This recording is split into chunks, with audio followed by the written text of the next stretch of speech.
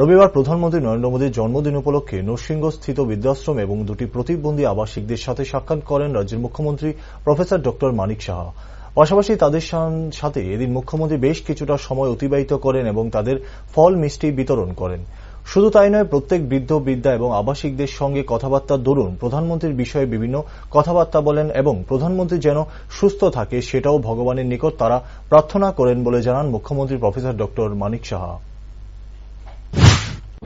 के कारण उनको मैं बधाई देना चाहता हूं और ऊपर वाले से प्रार्थना करता हूं त्रिपुरावासी के तरफ से जो वो दीर्घायु हो।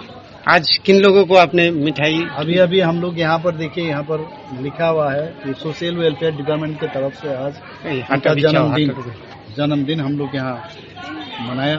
जो यहाँ पर महिला भी है, जेंट्स भी है, थोड़ा सा ओल्ड एज होम यहाँ पर आए हैं। तो इनके साथ हम लोग बात किए, मोदी जी के बारे में बातचीत हुआ और ये लोग बहुत खुश थे मोदी जी को लेके। तो हम लोग मोदी जी का जन्मदिन पर इन लोगों के साथ बिताया हम लोग। तो इनको ये भी कहा और हम भी ये लोग भी कह रहे थे मोदी जी है तो देश आगे बढ़ेगा। सर